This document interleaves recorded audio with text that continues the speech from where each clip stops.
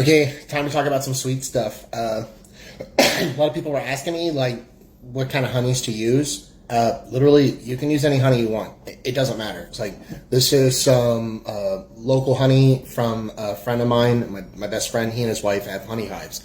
I say this is really good stuff. I use this for, like, my tea, right? But you could use local honey, or if you have your own beehives, do that. This is just, honey. I mean, it's just little honey bear. It's organic. I usually just buy what's on sale. I mean, again, I use this for teas and coffees and stuff.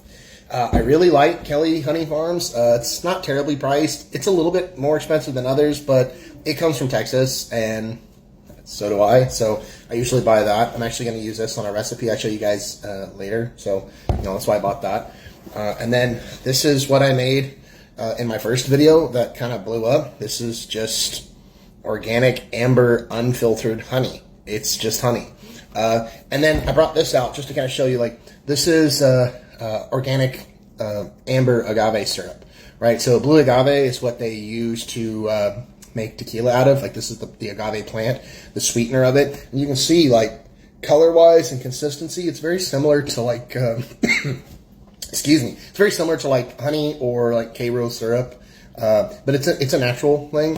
One thing you look at is you just want to make sure on anything that you use, you want to make sure there's not like a ton of preservatives in it. Some honeys, they will put preservatives in it, which is stupid, but especially if you're going to use like something that's not honey, but you want to use to like bolster it up, this is pretty inexpensive by comparison sometimes. But it'll change the flavor. So I mean, this is an experiment. It's a hobby to play with. So both of these, you could mix these together. This is 46.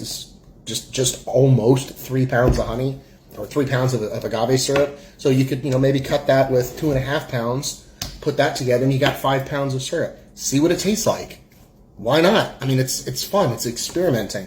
One thing you always want to look at is on the side, it'll have little nutritional facts, and it'll tell you how many teaspoons and how many grams of sugar per teaspoon.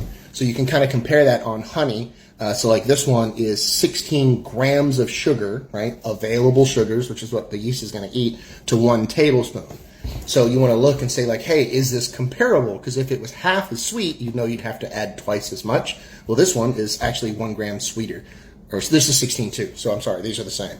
So literally the same amount of grams of sugars across. So play around with it and see what it tastes like. If you like the taste of this, you can always add it at the end of your mead once you're completely done. If it's too dry and kind of bitter, you can add this to sweeten it up at the end. But yeah, so the whole point is, it really doesn't matter what you use.